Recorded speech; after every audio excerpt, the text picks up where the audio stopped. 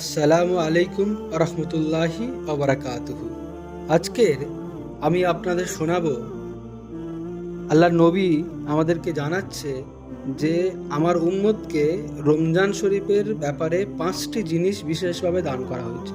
সেই সম্বন্ধে আজকের আপনাদের আমি শোনাবো। ভিডিওটা ভালো লাগলে লাইক করবেন, শেয়ার করবেন এবং অবশ্যই একটু সাপোর্ট করবেন। আজকে তাহলে শুরু করলাম। হযরত আবু হুরায়রা রাদিয়াল্লাহু আনহু বর্ণনা করেন, হুজুরে আকরাম সাল্লাল্লাহু আলাইহি সাল্লাম ইরশাদ ফরমাইয়াছেন, আমার উম্মতকে রমজান শরীফের ব্যাপারে 5টি জিনিস বিশেষভাবে দান করা হইয়াছে, যাহা পূর্ববর্তী উম্মতদিগকে দান করা হয় নাই। 1 নম্বর, রোজাদারের মুখের দুর্গন্ধ আল্লাহর কাছে মেশকের ঘ্রাণের চাইতেও অধিক প্রিয়। 2, তাহাদের জন্য নদীর মাছও দোয়া করে এবং ইফতার পর্যন্ত করিতে থাকে। 3, প্রতিদিন তাহাদের জন্য জান্নাত সুসজ্জিত করা হয়। অতঃপর আল্লাহ তাআলা ইরশাদ করেন, অতি সত্বর আমার নেক বান্দারা নিজেদের উপর হইতে কষ্ট ক্লেশ সরাইয়া তোমার কাছে আসিবে। 4, এই মাসে দুষ্টু ও অবাধ্য শয়তানদিগকে আবদ্ধ করিয়া রাখা হয়, ফলে অন্যান্য মাসে তাহারা সেই সমস্ত খারাপ কাজ পর্যন্ত পৌঁছতে পারিত, এই মাসে সেই পর্যন্ত পৌঁছতে পারি না। 5, রমজানের সর্বশেষ রাত্রে রোজাদার দিগকে মাফ করিয়া দেওয়া হয়। সাহাবায়ে কেরাম আরজ করিলেন, ইয়া রাসূলুল্লাহ সাল্লাল্লাহু আলাইহি সাল্লাম, সেই রাত কি শবে কদর? উত্তরে বলিলেন, না, বরং নিয়ম হইল কাজ শেষ হইলে মজদুরকে তাহার মজুরি দেওয়া হয়। নবী করিম সাল্লাল্লাহু আলাইহি সাল্লাম এই হাদিসে 5টি বিষয়ের কথা বর্ণনা করেছেন, যেগুলি আল্লাহ তাআলা বিশেষভাবে এই উম্মতকে দান করিয়াছেন, পূর্ববর্তী উম্মতের রোজাদারকে দেয়া হয় নাই। আফসোস, আমরা যদি এই নিয়ামতের কদর করিতাম এবং ইয়া হাসিল করার জন্য চেষ্টা করিতাম। এই যে 1 নম্বর, সেটা হচ্ছে রোজাদারের মুখের দুর্গন্ধ, যাহা ক্ষুধা অবস্থায় সৃষ্টি হয়, আল্লাহ তাআলার কাছে মেশকে আম্বরের চাইতেও বেশি প্রিয়। হাদিস ব্যাখ্যাকরগণের মতে এই কথাটির 8টি অর্থ হতে পারে। সবকটি আমি মুয়াত্তা কিতাবের ব্যাখ্যায় উল্লেখ করিয়াছি, তবে আমি অধম দৃষ্টিতে এইগুলির মধ্যে 3টি অর্থ অগ্রগণ্য বলছি। একটি হইতেছে, আল্লাহ তাআলা আখিরাতে এই দুর্গন্ধের বদলা ও সোয়াব এমন খুশবু দ্বারা দান করিবেন, যাহা মেশকের চাইতেও অধিক উত্তম ও মস্তিষ্ক সতেজকারী হইবে। এই অর্থ একেবারেই স্পষ্ট এবং ইহা অসম্ভব ও কিছু নহে।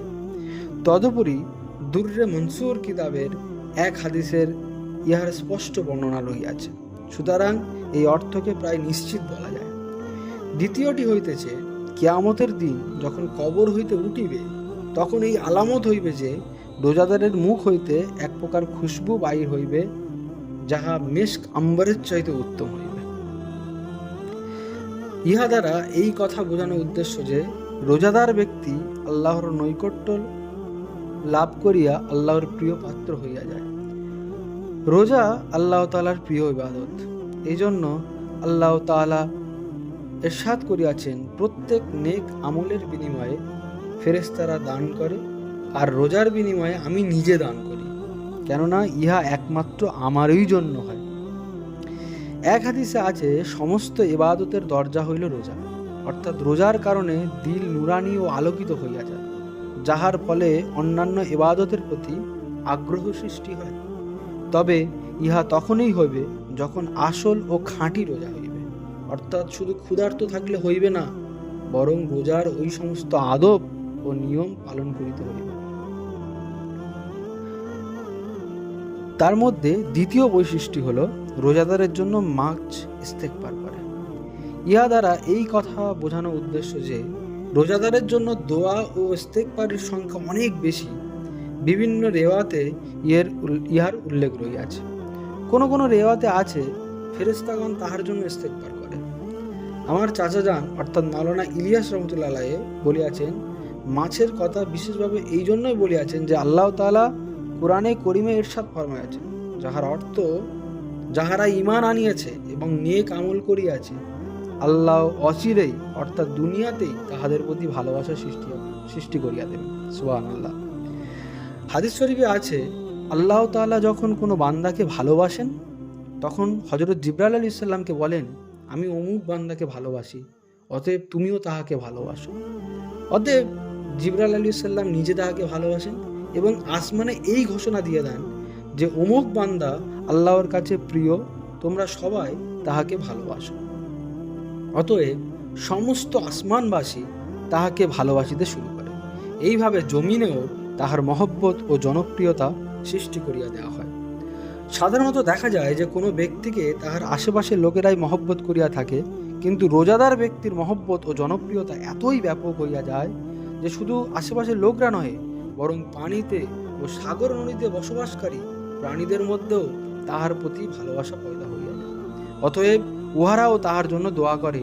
তাহার প্রতি মহব্বত এত ব্যাপক হয় যে স্থলভাগ অতিক্রম করিয়া পানি জগতে পৌঁছাইয়া যায়, যাহা জনপ্রিয়তার সর্বশেষ স্তর। ইহাতে বনের প্রাণীরাও সেই রোজাদারের জন্য দোয়া করে। তৃতীয় বৈশিষ্ট্যতে কি বলা হয়েছে? জান্নাত সুসজ্জিত করা হয়। এই বিষয়টি নিয়েও অনেক হাদিস বর্ণিত আছে। এক হাদিসে আছে, বৎসরের শুরু হইতেই রমজানের জন্য জান্নাতকে সুসজ্জিত করার কাজ আরম্ভ হইয়া যায়। সুবহানাল্লাহ। আর সাধারণ নিয়ম ইহাই যে, যে ব্যক্তির আগমনের গুরুত্ব যত বেশি হয় সেই অনুপাতেই পূর্ব হইতে তাহার জন্য ব্যবস্থা করা হয়। যেমন বিবাহ শাদীর আয়োজন ও ব্যবস্থাপনা কয়েক মাস পূর্ব হইতেই শুরু হইয়া যায়। চতুর্থ বৈশিষ্ট্যটা কি? চরম দুষ্টু ও অবাধ্য শয়তানকে কয়েদ করিয়া রাখা হয়। ইহার ফলে গুনাহ ও নাফরমানির কাজে জোর কমিয়া যায়। যেহেতু রমজান মাস অধিক রহমত ও ইবাদতের মাস, কাজেই এই মাসে শয়তানের অবিরাম চেষ্টা ও মেহনতের ফলে গুনাহ ও নাফরমানির কাজ সবচাইতে বেশি হওয়ার কথা ছিল, কিন্তু বাস্তবে দেখা যায় তুলনামূলক গুনাহ খুব কম হইয়া থাকে। বহু শরাবি কাবাবি লোক আছে যাহারা রমজান মাসে শরাব পান হইতে বিরত থাকে। এমনইভাবে স্পষ্ট দেখা যায় যে অন্যান্য গুনাহও কমিয়া যায়। এতটা সত্ত্বেও গুনাহ অবশ্য হইয়া থাকে, কিন্তু ইহার কারণে উল্লেখিত হাদিসে কোনো প্রশ্ন দেখা দিবে না, কেননা হাদিসে বলা হইয়াছে চরম অবাধ্য ও বিদ্রোহী শয়তানকে কয়েদ করা হয়। অতএব সাধারণ শয়তান কয়েদ মুক্ত থাকিয়া গুনাহের কাজে লিপ্ত করে, তাই কোনো প্রশ্ন থাকে না। অবশ্য কিছু কিছু জায়গায় এমন আছে চরম ও অবাধ্য ও বিদ্রোহী শব্দটি না লিখে শুধু শয়তানের কথা বলা হয়েছে। যদি এই সকল হাদিস দ্বারাও চরম অবাধ্য ও বিদ্রোহী শয়তানি উদ্দেশ্য হয়, তবে তার কোনো প্রশ্ন থাকিল না, কারণ অনেক সময় অতিরিক্ত অর্থবোধক শব্দ উল্লেখ না করিলেও অপর অপর হাদিস দ্বারা তাহা উদ্দেশ্য বলিয়া বোঝা যায়। আর যদি এই সকল হাদিস দ্বারা সব ধরনের শয়তানকে কয়েদ ও আবদ্ধ করার কথা বোঝানোই উদ্দেশ্য হয়, তবুও গুনাহ সংগঠিত হওয়ার ব্যাপারে কোনরূপ প্রশ্ন ও জটিলতা থাকবে না। কেননা গুনাহ যদি সাধারণত শয়তানের ধোঁকার কারণে হইয়া থাকে, কিন্তু দীর্ঘ যে 1 বৎসর শয়তানের সহিত মেলামেশা এবং তাহার বিষক্রিয়া ছড়াইয়া যাওয়ার কারণে নফসের সম্পর্ক শয়তানের সহিত এমন ঘনিষ্ঠ হইয়া যায় যে এখন কিছুক্ষণের জন্য শয়তানের অনুপস্থিতি অনুভূত হয় না, বরং শয়তানি খেয়াল স্বভাবে পরিণত হইয়া যায়।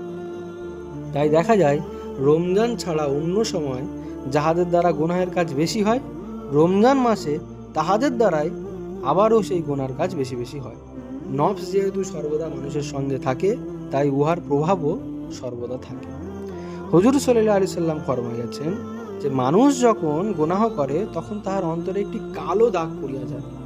ইহার পর যদি সে খাঁটি তওবা করে তবে ওই দাগ দূর হইয়া যায়, নতুবা উহা লাগিয়াই থাকে। পুনরায় যদি গুনাহ করে তবে অনুরূপ আরেকটি দাগ পড়িয়া যায়। এইভাবে দাগ পড়িতে পড়িতে তাহার অন্তর সম্পূর্ণ কালো হইয়া যায়। অতঃপর ভালো কথা তাহার অন্তরে আর স্থান পায় না।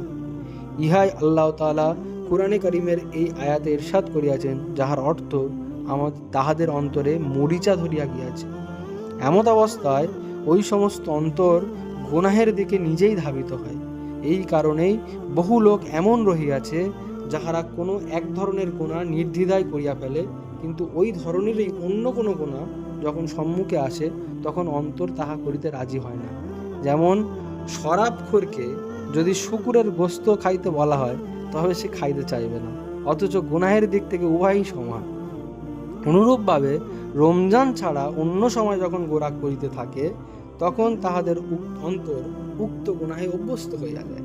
অতঃপর রমজান আসার পর আর শয়তানের প্রয়োজন হয় না, এমনিতেই গুনাহ হইতে থাকে।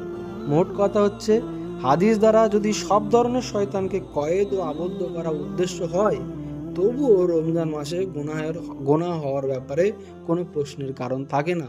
আর যদি তুমি শুধু চরম দুষ্টু ও বিদ্রোহী শয়তানকে আবদ্ধ করা উদ্দেশ্য হয়, তবে তো কোনো প্রশ্নই থাকে না। অদমের খেয়ালে এই ব্যাখ্যাই উত্তম। যে কোনো লোক চিন্তা করিতে পারে এবং পরীক্ষা করিয়া দেখিতে পারে যে অন্য মাসে নেক কাজ করার জন্য এবং গুনাহ হইতে বাঁচিয়া থাকার জন্য যতটুকু জোর লাগাইতে হয়, রমজান মাসে ততটুকু করিতে হয় না, বরং সামান্য একটি হিম্মত করিলেই এবং খেয়াল করিলেই যথেষ্ট হইয়া যায়। হযরত শাহ ইসহাকের অভিমত হইল, হাদিস দুইটি ভিন্ন ভিন্ন ব্যক্তি হিসাবে আসিয়াছে। ফাসেক ও গুনাহগারদের জন্য শুধু দুষ্ট শয়তানদিগকে আবদ্ধ করা হয়, আর নেককারদের জন্য সব ধরনের শয়তানকেই আবদ্ধ করা হয়। পঞ্চম বৈশিষ্ট্য যেটা ছিল সেটা হচ্ছে রমজানের সর্বশেষ রাত্রে রোজাদার দিগকে মাফ করিয়া দেওয়া হয়। এই বিষয়টি প্রথম হাদিসে উল্লেখ করা হয়েছে। যেহেতু রমজান মাসে শবে কদর সর্বশ্রেষ্ঠ রাত, তাই সাহাবায়ে কেরামের মনে এই খেয়াল উদয় হইয়াছে যে এত বড় ফজিলত তো শবে কদরের জন্যই হইতে পারে। কিন্তু রাসূলুল্লাহ সাল্লাল্লাহু আলাইহি ওয়াসাল্লাম বলিয়া দিয়েছেন যে ইহা ভিন্ন ও স্বতন্ত্র ফজিলত, যাহা রমজান শেষ হওয়ার সাথে সম্পর্ক রাখে। আসসালামু আলাইকুম ওয়া রাহমাতুল্লাহি ওয়া বারাকাতুহু। যদি ভিডিও ভালো লেগে থাকে লাইক করবেন, কমেন্ট করবেন এবং অবশ্যই শেয়ার করবেন। আর আমার চ্যানেল যদি আপনাদের ভালো লেগে থাকে বেল আইকন টিপে সাবস্ক্রাইব করে নিন এবং বেল আইকনের যে অল অপশান আছে সেটা মেরে রাখুন, কারণ আমার ভিডিও ছাড়ার সঙ্গে সঙ্গে আপনাদের কাছে নোটিফিকেশন চলে যাবে। আসলাম।